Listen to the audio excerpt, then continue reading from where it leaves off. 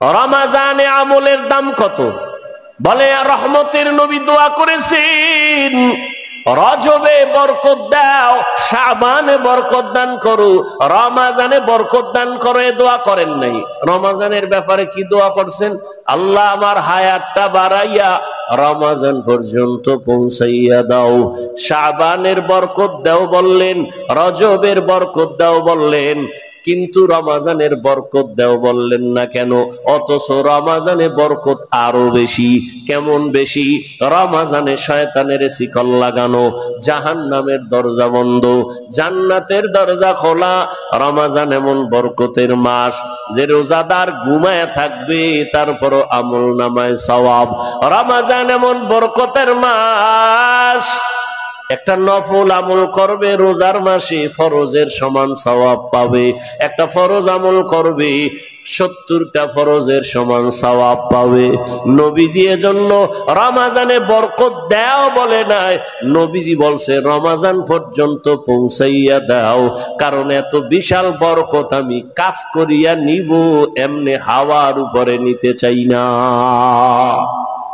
আমি কাজের মাধ্যমে নিব, রোজা রাখার মাধ্যমে বরকত নিব। তাহলে রমাজানে নবীজি রমাজানের জন্য দোয়া করছেন, রমাজান যেন পাইয়া মরি।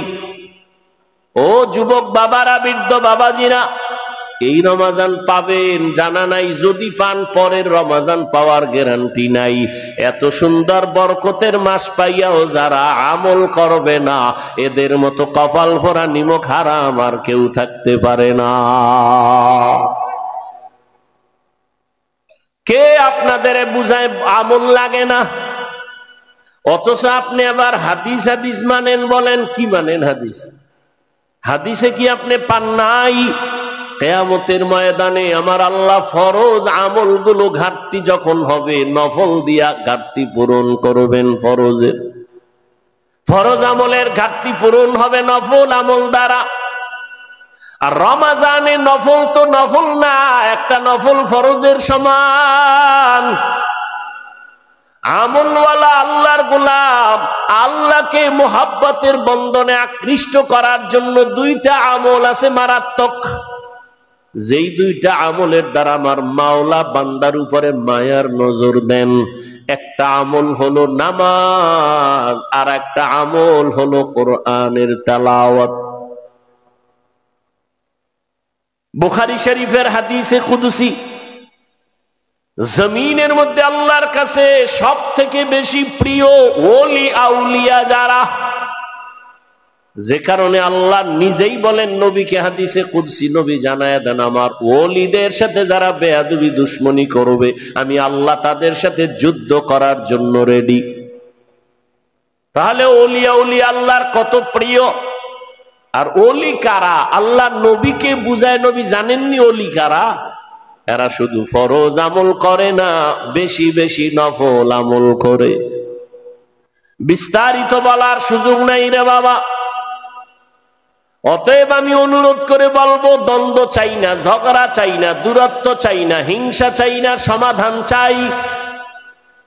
আধা মিনিটে বলে যাব, ও সিরাজগঞ্জের মুসলমানদের কাছে, দ্বন্দ্ব ছেড়ে দাও, আমলের লাইনে আগাও। হিসাব কম কইরা আমল করো, বেশি করো, করতে থাকো। এই জন্য বলবো, 8 রাকাত তারাবির উপরে তুমি মান্যত কইরো না যে এর উপরে পড়বই না। হ্যাঁ, যদি তুমি মনে করো তুমি 8 রাকাত তারাবি পড়বা, এর বেশি তারাবি 1 রাকাতও পড়বা না। ওই ভাইজানের কাছে আমার অনুরোধ, বিনয়ের সাথে আমি ছোট হিসেবে অনুরোধ করব, যদি আপনি 8 রাকাতের বেশি তারাবি পড়বেন না বলে পাক্কা এরাদা করেন, ঠিক আছে, আমি আধা মিনিটের জন্য আপনার কথা সাপোর্ট দিলাম। তবে আমার অনুরোধ হলো আপনি 8 রাকাত তারাবি হিসাবে পড়েন, ঠিক আছে, মেনে নিলাম। বাকি 12 রাকাত নামাজও ছাড়িয়েন না, আপনি নফল হিসাবে বাকি 12 রাকাত পড়েন। কারণ রমাজানের একটা নফল ফরজের সমান বরকত। আগামী রমাজান পাবেন কিনা গ্যারান্টি নাই। জিদ কইরা, রাগ কইরা, অভিমান কইরা আমল থেকে আপনি দূরে সরবেন না, অনুরোধ করে গেলাম। কার সাথে আপনি রাগ কইরা এরপরে আপনি আমল ছাইরা দিতেছেন? মেনে নিলাম আপনি 8 রাকাত তারাবি পড়েন, পড়েন, আপনার সাথে তর্কে জড়াবো না। বাকি 12 রাকাত নফল হিসেবে পড়েন। ছাড়েন কেন? এই রমজানের বরকত আর একবার পাবেন বলে গ্যারান্টি আছে? কার সাথে জিদ করে আমল থেকে দূরে যাচ্ছেন? কার সাথে রাগ করলেন আপনি? মেনে নিলাম আপনার 8 রাকাত, দ্বন্দ্ব নেই, আপনার সাথে তর্ক করে আর আমার সময় নেই। তর্ক করা ভালো না, পরিণাম ফল ভালো হয় না তর্কের কারণে। মেনে নিলাম আপনি 8 রাকাত পড়েন, বাকি 12 রাকাত আপনি পড়েন, নফল হিসাবে পড়েন। আর সে 8 রাকাতই পইরা যদি আবার ভাব থাকে আমি 8 রাকাতও বরবাদ। যদি ভিতরে ভাব আইসা যায় আমি, তাহলে 8 রাকাতও বরবাদ। আল্লাহ হেদায়েত দান করুন। ওয়ানুনাজ্জিলু মিনাল কুরআনি মা হুয়া শিফা। তাহলে ঈমানওয়ালারা রোগী কেন? আমল নাই। এবার এখানে কিছু আল্লাহর বান্দা আছে আমল করে। প্রশ্ন, আমলওয়ালাও কি রোগী? জবাব হলো হ্যাঁ, আমলওয়ালারাও রোগী। কেন? কয় বান্দা আমল করে ঠিক, তবে আমলের মধ্যে তাকওয়া নাই। নামাজ পড়ি মানুষকে দেখাবার জন্য, আল্লাহর জন্য পড়ি না। যাকাত দেই মানুষকে দেখাবার জন্য, আল্লাহর জন্য যাকাত দেই না। দান সদকা করি মানুষকে দেখাবার জন্য, মারহাবা না বললে মনে কষ্ট। তাহলে এই দান তো আল্লাহর জন্য হয় নাই।